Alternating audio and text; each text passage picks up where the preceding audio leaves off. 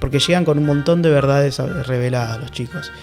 Y llega quinto año donde les pegamos una linda cacheteada, no criticando a los otros docentes, sino diciéndole a los chicos, che, pregúntense cosas, o sea, cuestionen, claro. Están en quinto, cuestionen. Sé que hay programas que son todavía de los 90. Más atrás, pues, yo puedo tener un programa súper actualizado, pero puedo tener docentes a los cuales se les paga chaucha y palito y que no se les exige demasiado y son docentes sin experiencia y quizás aplican o no aplican lo que dice el programa. Alcanza con tener el docente que puedas tener. Okay. ¿Sí? Pues la docencia hoy en día no está bien paga. Esta vez que dice, yo la doy así hace 30 años y está bien. Bueno, ahí hay que salir corriendo para el otro lado. La verdad que no, eso ya no debería pasar. Cambió todo por suerte para bien. Entonces, sí, pero cada vez sabemos más de isquiotibiales. Cada vez hay más publicaciones, cada vez hay más. Es la lesión más común del fútbol. Por eso, la lesión muscular más habitual del fútbol, creo que la lesión más común también, junto con el esguince de tobillo, es la lesión de isquiotibiales. Y seguimos corriendo de atrás. Si uno piensa que tiene todas las respuestas, está equivocadísimo. Y a lo sumo, si está bien formado en una universidad fuerte, tiene todas las respuestas que hay en ese momento. Claro. Y si uno se piensa que después con eso tira 20 años, bueno, está en el horno. Está en el horno.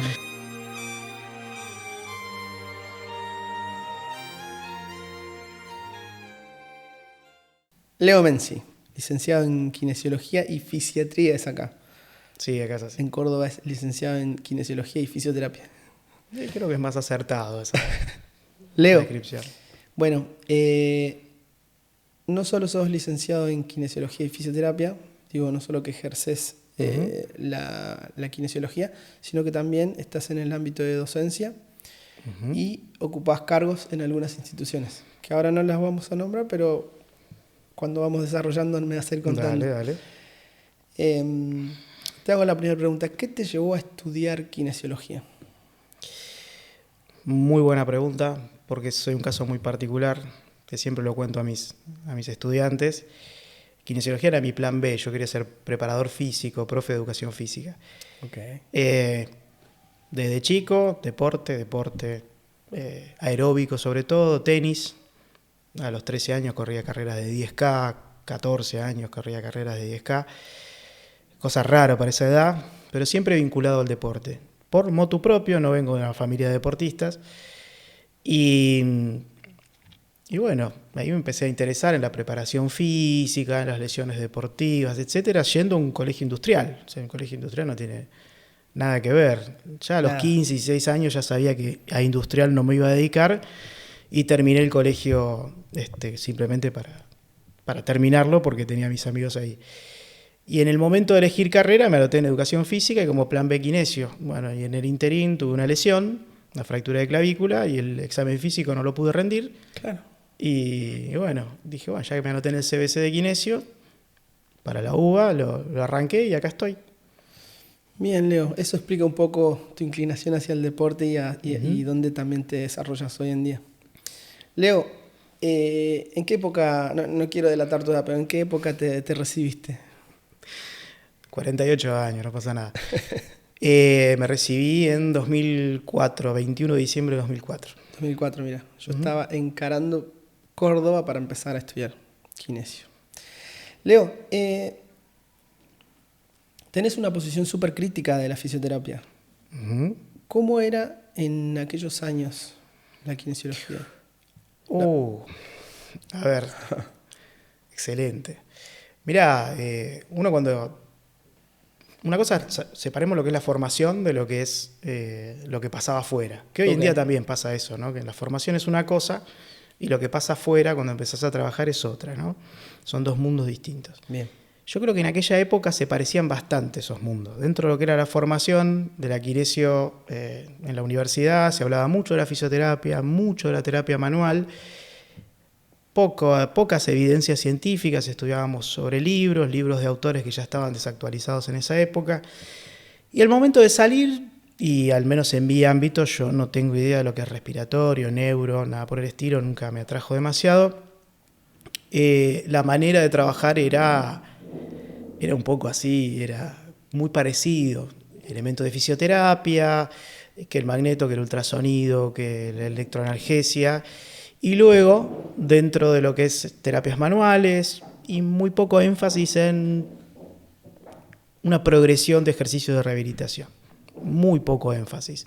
Desde la formación y en la práctica. Había que ir entendiendo y aprendiendo sobre la marcha una vez que estabas ahí afuera. Y hay gente que lo aprendía y hay gente que no. Bien. Leo, y en aquella época, ¿cómo obtenías la información? Hoy es más fácil acceder. Básicamente se estudiaba de libros. En esa época ibas a una materia, en la época de grado, y estudiabas con libros. Ya en metodología de la investigación nos enseñaron que existía algo que se llamaba los artículos, los papers. Okay. Los papers venían impresos, no eran digitales. Entonces el mecanismo para obtenerlos era hacer una búsqueda, que ya estaba en internet, no es que no soy tan viejo, podías hacer una búsqueda a través de las plataformas, las mismas que están hoy en día, y obtener lo que se llamaba, el nombre, el título, y no me acuerdo el código si era el DOI como ahora, y con eso agarrabas el teléfono, te anotabas todo, te imprimías la hojita donde estaba el resumen de los 8 artículos que querías conseguir, y agarrabas un teléfono y llamabas a el CAICIT, que era una institución que te derivaba y te decía, bueno, mira, esa revista está en la Facultad de Medicina, esa otra revista está en tal otro, y tenías que hacerte una recorrida. Wow. Sí, era arduo y muchas veces uno decía, no me daba muchas ganas, pero yo todavía tengo guardadas algunas fotocopias de aquellos artículos del 2004, o sea, conseguidos en 2003, 2004, con toda esa vueltita, sí. Mira. Después te voy a pedir que me mandes una fotito para... Sí, para ilustrar. Bueno, tengo que buscar un poquito. Bien. Bueno, y las formaciones en aquel momento, ¿cuál era el auge? ¿En qué se formaba el fisio de aquella época? Y siempre hablo de lo mío, ¿no? Sí. De nuevo desconozco neuro y desconozco respi. Lo que es traumato y traumato deportivo, vos tenías una especialidad en kinesio deportiva sola en aquel momento, que era la de la UBA. Tenías, al menos en área metropolitana, ¿no? No sé si en el interior cómo era. Tenías formaciones en terapias manuales, ya estaba la EOBA por lo menos, la Escuela Osteopática de Buenos Aires. Y después tenías cursos varios de distintas técnicas como... MEP todavía no estaba, pero similares así, de fisioterapia o técnicas específicas. RPG ya estaba. Mirá. Y la verdad que, nada, qué sé yo, no había demasiado. También había como muchos gurúes que daban cursos, mi método, y nada, había que buscarla un poquito, remarla un poco. Y la verdad que muy basados en la experiencia, eso sí, muy basados en la experiencia. Leo, esta mirada crítica tuya que tenés, este pensamiento crítico, ¿lo desarrollaste dentro de la formación de grado? ¿Es algo que lo traes de tu casa, de tu familia? ¿Cómo lo fuiste desarrollando? ¿Cómo fuiste cuestionando la fisio? Yo estoy formado en colegio industrial, ya arranquemos con eso, ¿no? Okay. Colegio industrial forma gente que es concreta, ¿no? Yo digo siempre somos como un cuadradito, ¿no? Bien cuadrados. Necesitamos la data, la información que respalde. Cuando me metí a kinesio me encantaba, pero digo, acá está faltando algo. En la etapa de grado no tenía respuestas concretas.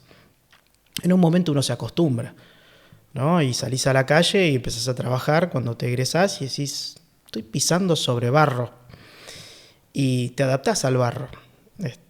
Pero íntimamente sufría mucho porque de hecho me pasaba de irme a dormir, de verdad te lo estoy diciendo, irme a dormir y que me cueste dormir porque no entendía cómo resolver ciertas cosas, no puede ser que esto no tenga una explicación, no puede ser que esto me hacía mal de verdad.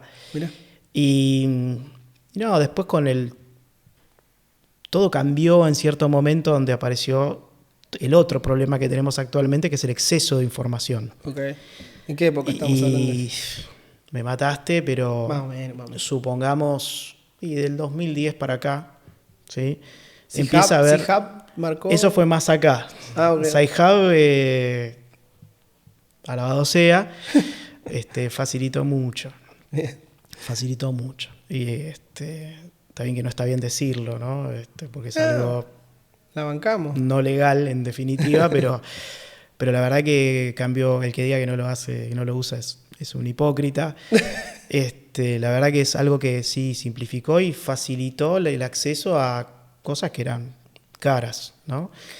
Caras, y eso, sí, e inaccesibles, no solamente desde lo económico, sino que también hay en la búsqueda esto que decías vos de hacer el recorrido, buscar el paper. Bueno, eso ya, digamos, no sé en qué año se solucionó, pero no sé, ponerle que ya 2006, 2007 ya obtenías todo en PDF digital, quizás pagando, claro, pero digital.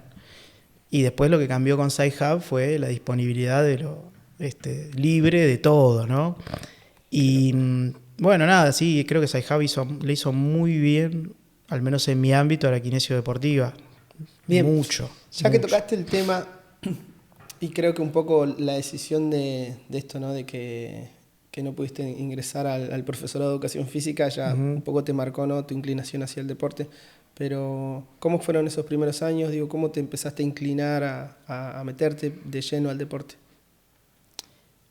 Yo nunca tuve dudas, o sea, de entrada mi primer trabajo fue en un consultorio de kinesiología deportiva y que estaba orientado al deporte, y no fue una inclinación de a poco. Tuve un coqueteo con neuro en un momento, trabajé en el San Juan de Dios, estuve 2 meses y dije, no es lo mío, no es lo mío.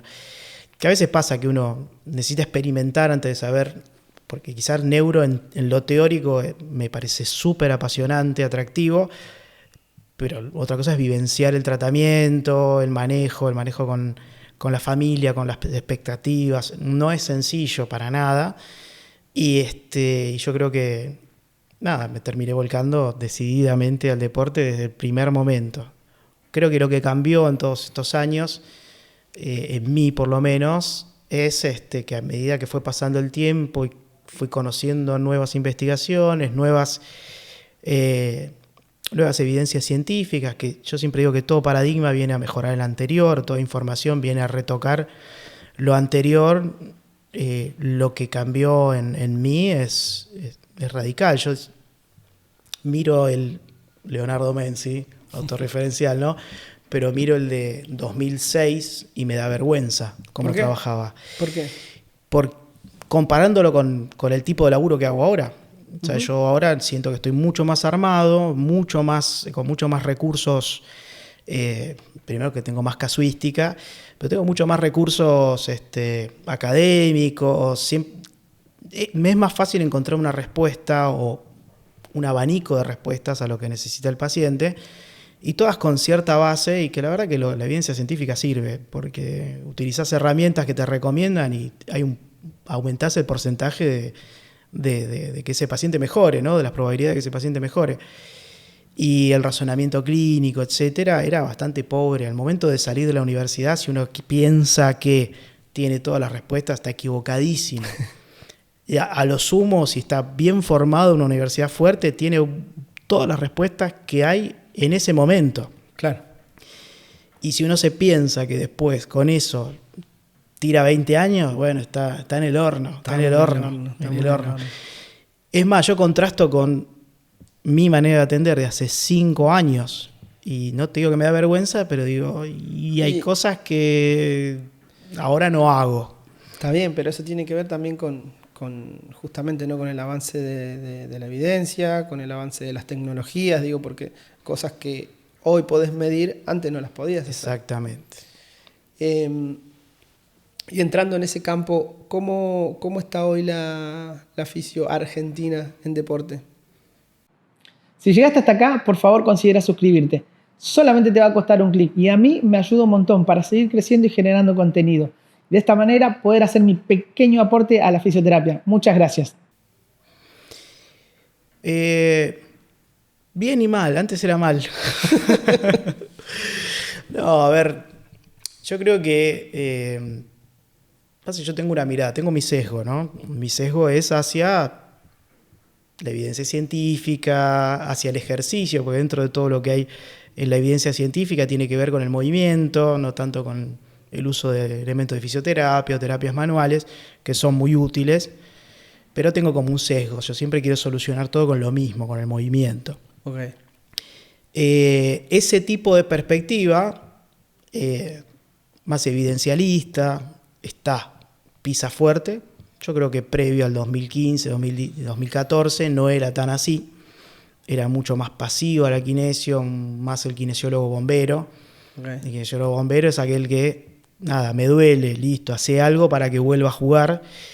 Y el kinesiólogo bombero hoy en día tiene que estar, tiene que existir. Tiene pocas cosas donde pisar, pero tiene mucho más que antes.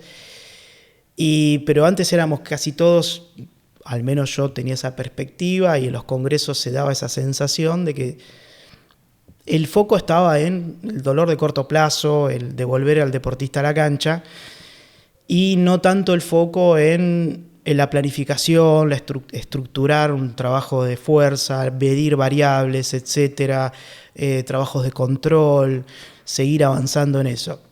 Leo, sí. Y haciendo un contraste para que se entienda aquellos que no... Bueno, yo por ejemplo no estoy en el deporte, pero entiendo que también esto tiene que ver con cuidar al jugador de élite, ¿no? Es decir, de su rendimiento físico. Porque esto que decías vos del abordaje bombero, de apurar las cosas, hacía que después ese jugador... probablemente reincidiera en lesiones, sí. Y eso cambió ahora con todo esto, con todo el apoyo de la tecnología, medir datos, la evidencia...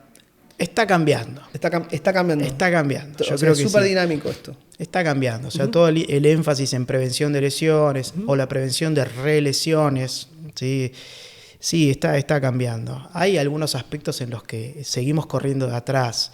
Siempre digo que hay una frase, no importa de quién, que decía que los precios suben en ascensor y los sueldos suben en escalera, okay. ¿No? Ajá. De la realidad argentina.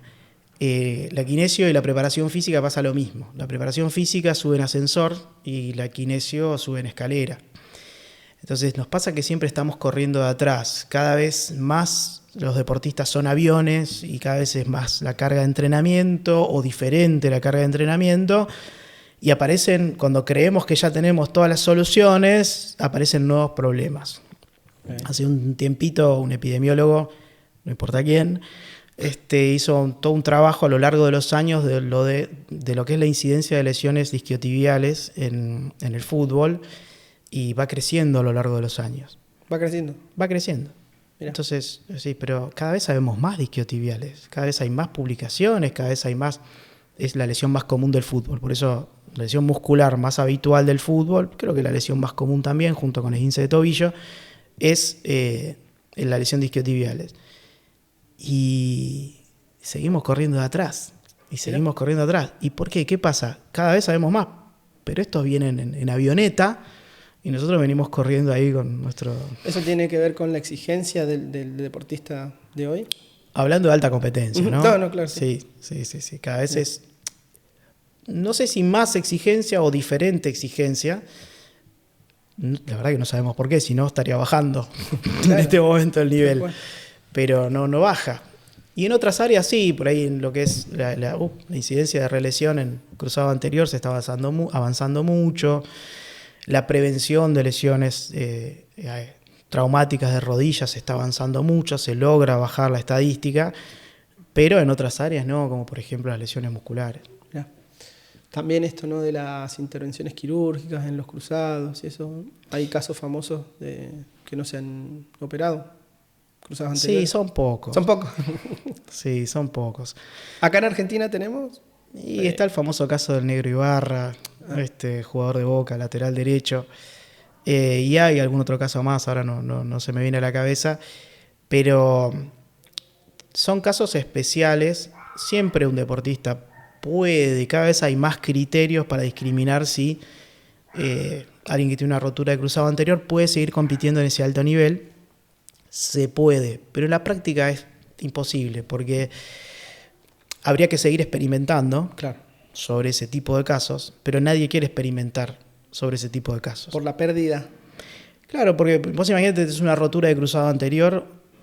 Suponete que estás en, qué sé yo, Un equipo. en el Chelsea, Ok, sí. ¿no? Sí. El Chelsea tiene un montón de jugadores valuados en cierta cantidad de guita y de repente uno se rompe el cruzado anterior, 2, 3, 4 se te rompieron el cruzado durante, no sé, una temporada. Che, vos, ¿quién levantás la mano y decís, che, podemos probar no operarlo? Porque este pinta bien, porque le hice tal y tal y tal testeo y te miran, nada, no te vas a poner a experimentar con Enzo Fernández. Claro. No, el tipo se opera, vamos a lo, entre comillas, seguro. Y que es probable que sea así, pero el experimento es muy difícil de ponerlo en práctica. Claro. Quizás con un deportista amateur, sí. Que alguien que no tenga ganas de operarse, etcétera, puedes experimentar y le puede ir bien. Mirá. Pero no se animan. Che, acá en Argentina tenemos un caso muy conocido. Me río porque seguro que lo conoces. A Germán Tarcaya. Por supuesto que lo conozco, sí. Él tiene una ruptura del tendón de Aquiles Ok. y no se lo operó. Lo hizo solo. ¿Ah? Dijo, bueno, voy a probar Ruptura completa. esto. Sí. Sí. Bueno. Después le preguntamos igual. Sí, igual habría Para que que no ver. quede en duda. Sí, Bueno, igual, a ver, para los que no lo conocen, es un fisioterapeuta argentino Ujú. que no compite, pero bueno, él hizo el experimento en su propio cuerpo. Sí. Él tenía indicada la cirugía. Sí. Sí, el problema, vos cómo construís ahí conocimiento, porque a veces pasa que también nosotros es algo como experimental, ¿no? No, pero nosotros como kines extrapolamos. Yo me operé de menisco el otro día. Yo, si me pienso que lo que está funcionando conmigo lo puedo extrapolar o lo que pasó conmigo a toda la población, voy muerto. No, Porque totalmente. no es así. Bueno, está claro con este ejemplo que dabas de Enzo Fernández, digo, o sea, no se puede extrapolar Che, ahí, pero vas a parar. No nos mufemos, por favor, que está jugando bien. No, pero No los mufemos a Enzo. Tendríamos que haber puesto otro nombre, ¿no? bueno, Justo ya fuiste vos, Enzo, yo sí, tengo no. menos fútbol que una chancleta, mira. Este, Che, Leo, ¿cuántos años de docencia tenés? 21. 21 años. Casi de docencia. 22. Ok. Vos mirabas hacia atrás en tu práctica clínica y decís, bueno, no haría lo que hacía antes, Ujú. me da un poco de vergüenza lo que hacía antes. ¿Y en docencia? Y en docencia puede ser también. Sí, antes era mucho más expositivo y ahora soy mucho más reflexivo, invito a reflexionar, participan mucho más los estudiantes, también cambiaron las metodologías de enseñanza. Yo hice carrera docente hace 10 años en la Universidad de Buenos Aires y la carrera docente me aportó herramientas que ya son viejas. Y estamos hablando de hace 10 años. Hay mucho, la verdad que a veces cuesta. La mayoría de las nuevas herramientas apuntan a grupos pequeños de trabajo. Yeah. Entonces, acá la verdad que en las universidades puede ser que tengas la suerte de tener un grupo pequeño en alguna situación, pero la mayoría de las veces son grupos, al menos en lo público, son grupos grandes.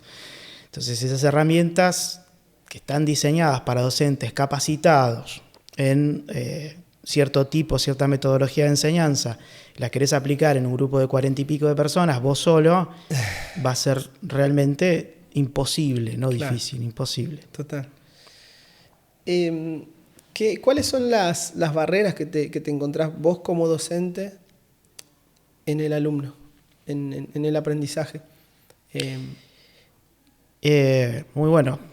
Muy buena pregunta. Yo estoy en 3 asignaturas distintas en la Universidad de La Matanza. En una soy titular y es una materia de 5º año. Y ahí yo noto unas barreras. Okay. Y los alumnos en otra materia, en la que yo estoy como colaborador, que es de 2º año, Bien. noto otras barreras diferentes. ¿Qué es lo que veo en un chico de 2º año como barrera hoy en día? Y lo que pasa con las creencias y las creencias muy fogoneadas por las redes. ¿Sí? Todos los que la gran mayoría, yo a veces hago una estadística propia, de la gran mayoría de la gente que se mete en kinesio se mete por el deporte. sea porque tuvo lesiones. Hay otros que no, por supuesto, hay de todo, pero siempre hago la pregunta, ¿quién se metió por razones vinculadas al deporte? Y la mitad del aula. No. Entonces, si hay algo que hoy en día ves en Instagram, son influencers que hablan de entrenamiento, hay un boom del gimnasio, sí. Uno no solamente tiene que ir al gimnasio, sino que tiene que subir la imagen de uno haciendo gimnasio, pues si no, no desarrollas masa muscular, parece. Y si no hay una selfie no crece. Si no hay una selfie no crece, es así. Y bueno, y está pasando eso, entonces vienen muy empapados con eso, también desde lo nutricional, ¿no? Hay cada persona más peligrosa en las redes y cuesta desarmar eso. En quinto es distinto. En quinto, ¿qué pasa? Los chicos ya pasaron por un montón de profes y cada uno le dio su visión. Y esa visión que le dio, cada profe tiene su mirada y su convencimiento y suele vertir su opinión, su mirada como una verdad absoluta. Uh-huh. Y eso es una autocrítica, a veces a mí también se me escapa, y no una mirada crítica, abierta. Entonces los chicos vienen con un montón de verdades absolutas a quinto año. Claro. Y optan por la que más se ajusta a su mirada, a lo que más, el que tuvo una mirada absolutista, dogmática respecto de lo que son las terapias manuales, uh-huh. y compra. El que tiene la mirada dogmática absolutista respecto del uso de los aparatos, compra. Entonces hay un problema también desde nuestro lado que tenemos que elaborar, porque llegan con un montón de verdades reveladas los chicos. Y llega a quinto año donde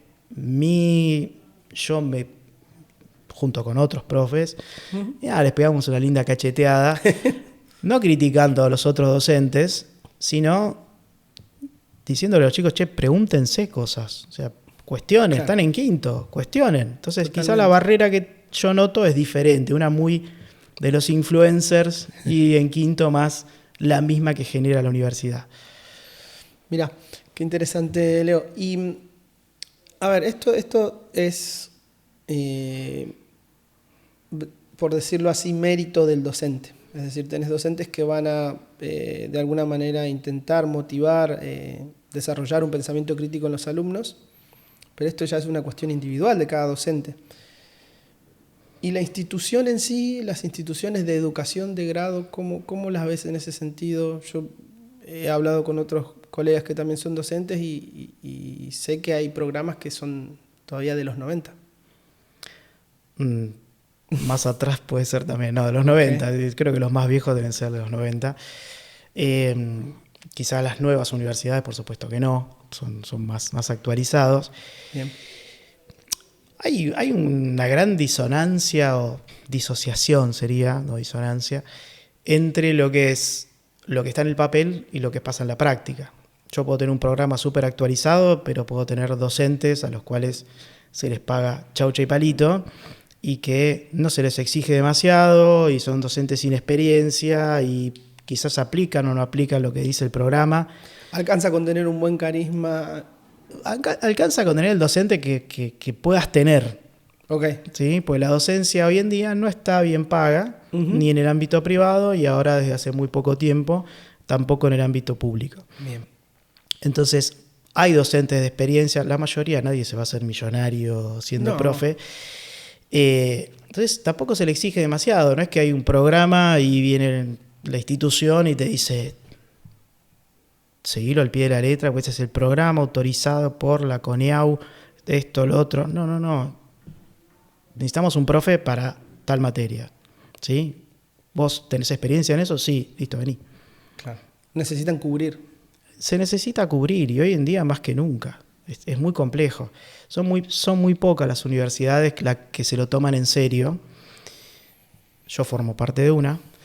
Bien. Y que se toman en serio lo que es, tratemos de... Acá hay un programa, el programa tiene que estar actualizado. ¿Te dan voz a vos ahí, en esa universidad? ¿Cómo? ¿Te dan participación? ¿Podés sugerir cambios? Yo lo que tengo... justo en la universidad en la que estoy hubo una renovación.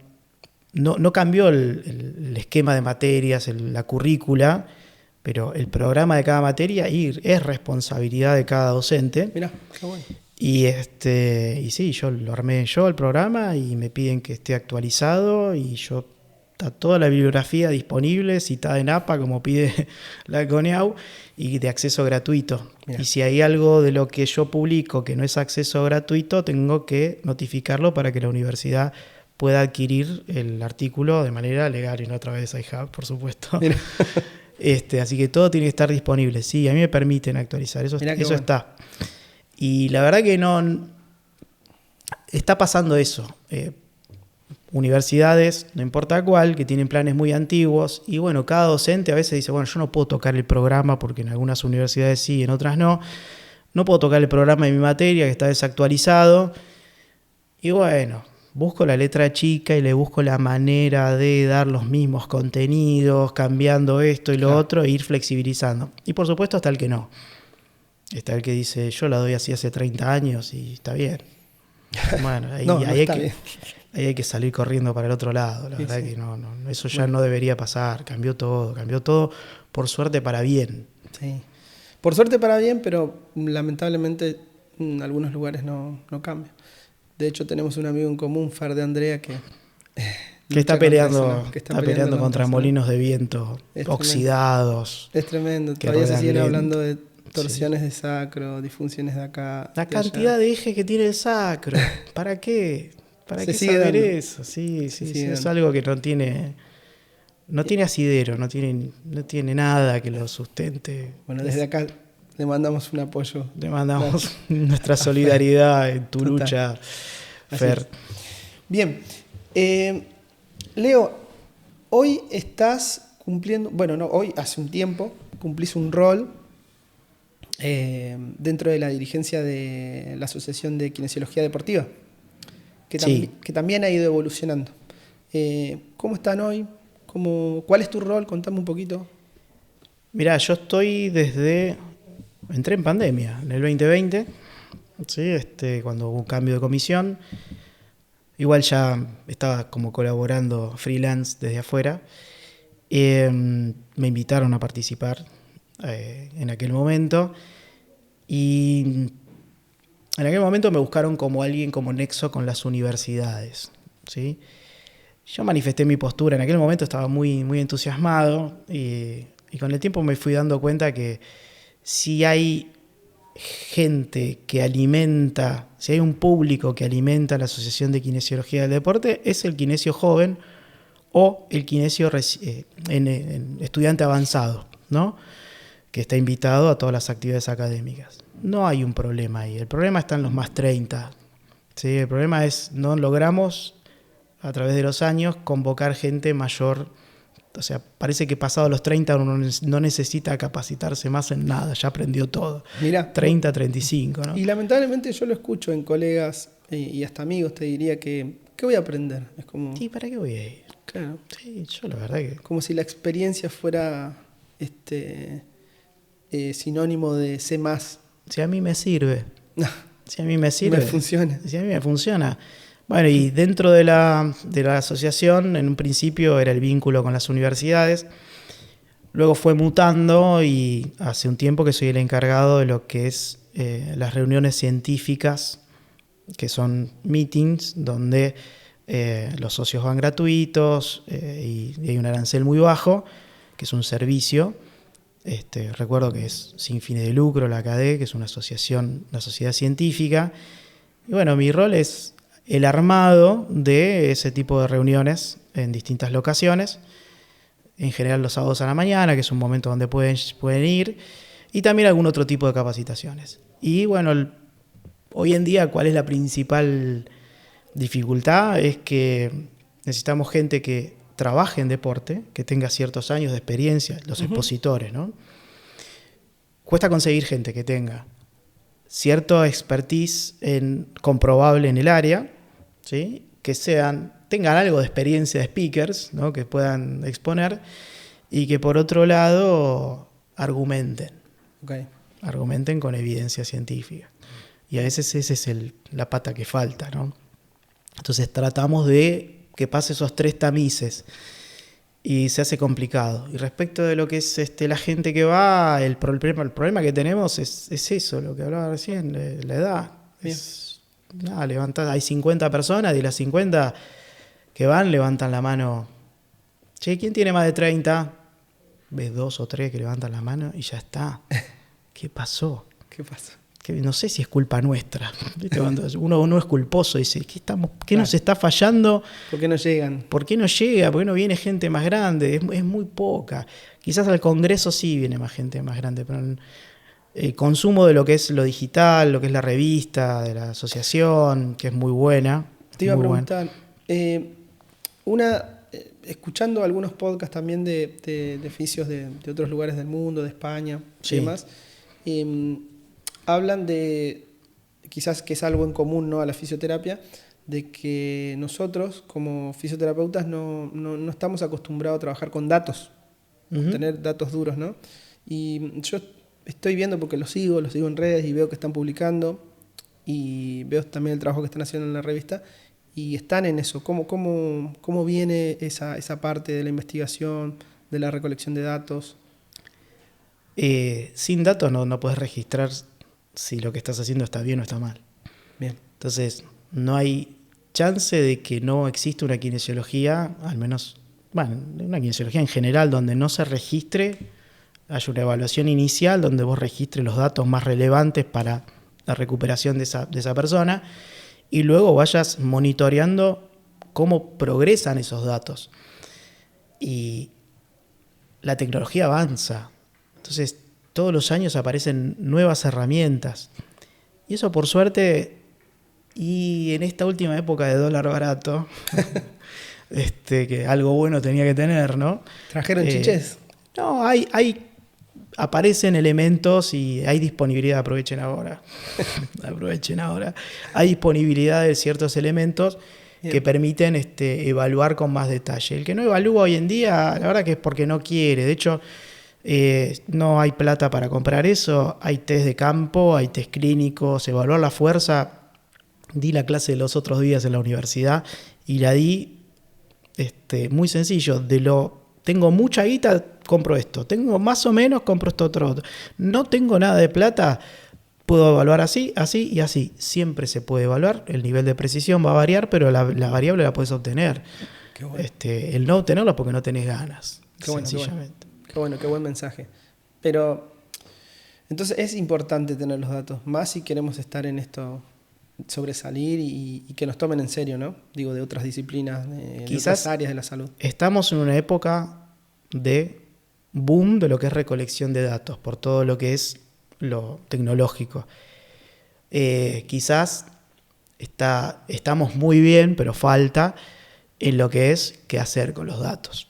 Okay. ¿Sí? Interpretar esos datos, que ya son tantos, que... ¿Y ahora qué hacemos con esto? ¿Y qué me conviene? ¿Que salte en un pie? ¿Que salte hacia arriba? ¿Qué me conviene que haga? ¿Labura potencia? ¿Labura reactividad? ¿Qué conviene con esto? ¿Qué significa? Bueno, la interpretación y la implementación de esos datos es el desafío actual que por suerte se está encarando.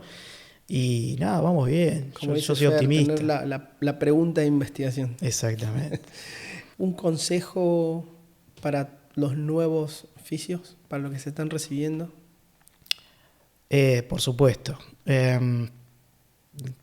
Siempre orientado al deporte, ¿no? Sepan que la universidad los prepara muy básicamente. Y está bien que sea así, porque no preparan para kinesiólogos que van al deporte. Claro. Preparan un kinesiólogo integral o lo más integral posible. Hay que seguir formándose. Y el seguir formándose es según lo que uno quiera, por supuesto. No hay ninguna cuestión específica. Yo tengo mi sesgo, te voy a decir, formate por este lado, pero bueno, formarse.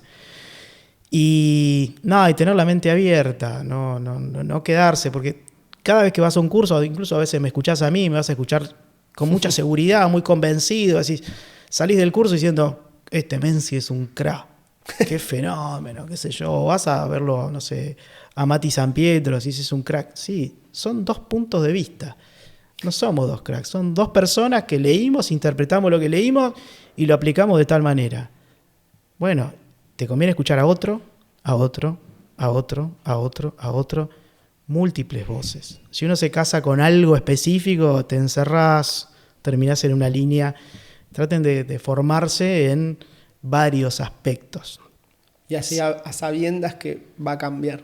Sí, de hecho, sí, que va a cambiar, que hay que seguir formándose. Y también está bueno formarse en lo que no te gusta, donde tenés algún prejuicio. Entonces, yo lo he hecho. Hay una metodología, no importa, de fisioterapia, que a mí no me parecía útil, pero digo, che, ¿no será un prejuicio mío? Claro. ¿No será que...? Porque todo el mundo lo está usando esto. Me lo piden los jugadores, me lo piden... Bueno, hago el curso. Una vez que hice el curso, después decido si... Que tiene 3 siglas. 3 letras. 3 letras. Después decido si lo utilizo o no lo utilizo, si es el mismo. Y bueno, y ahí está en mi decisión, pero primero está bueno interiorizarse, meterse, formarse, decir, bueno, no, tocar de oído y decir, esto es una porquería. Claro. No, es como con la música. No, esto no lo escucho porque es una porquería. No, escuchalo primero y después determinás si te gusta o si no te gusta. Perfecto. Eso es un poco lo mismo. Ser críticos. Ser críticos, pero críticos con base. Claro. No podés ser crítico si no te metiste a ver de qué se trata. Leo, muchísimas gracias, me encantó. Gracias a usted por invitarme. Un placer. Che, salió lindo. Me encanta. ¿Sí? Sí. ¿Di mucha vuelta? No, creo que Y está lo que quieras, ¿eh? No, va así. ¿Va así? Sí, no sé. ¿Sí? Nada.